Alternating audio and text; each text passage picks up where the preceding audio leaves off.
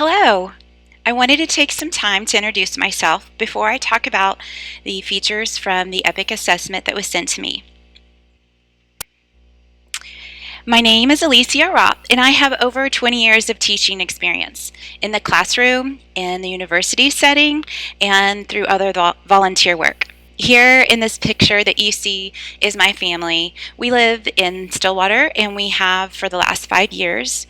My husband works for OSU's foundation, and so we're OSU fans. In the picture, you can see my son, oldest son, Noah, who will be a junior, and then my middle son, Jude, who will be a freshman, and then my daughter, Elena. We love Stillwater, and most of all, I love teaching.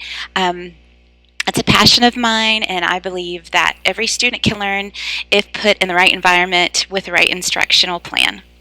Now I'd like to talk a little bit about the information that EPIC has shared with me. One of the first tasks was to evaluate the assessment data given to me through an ACT score. By looking at this data, we can disseminate that the highest need is in math and science, specifically in statistics and probability. Before I go on, let me just say that this is a lesson plan for the one of the highest needs from interpreting the data. Even though the student possibly has met all the other standards, developing the child and extending the child in their education is very important in creating a holistic education. But for purposes of this study, I have found that looking at the college readiness benchmarks, the lowest area of performance was in statistics and probability. Generally speaking, in math and science. That's the highest need.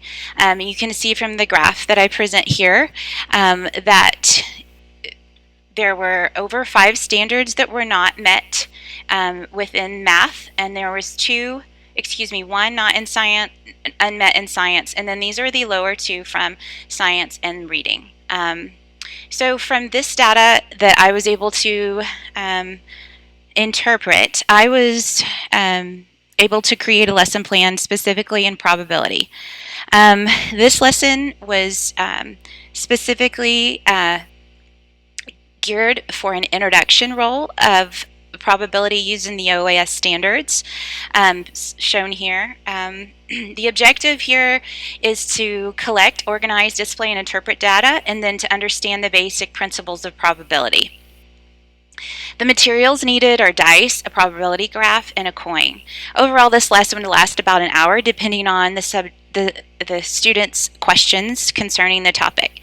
I would start the lesson by playing a simple game of heads or tails with a coin to introduce the concept.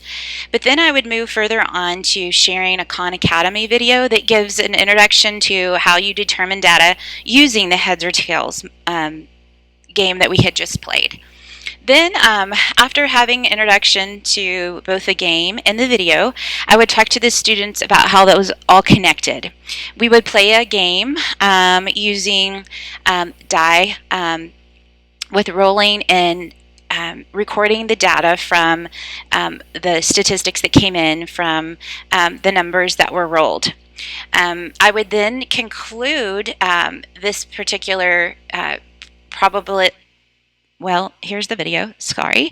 This is the video that I would share, and then this is the probability graph that we would record our data in.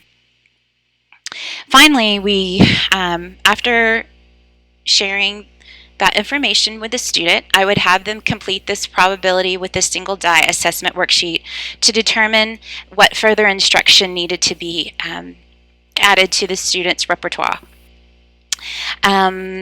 And this is how I would tackle the topic of the assessments, after determining the information from the assessments.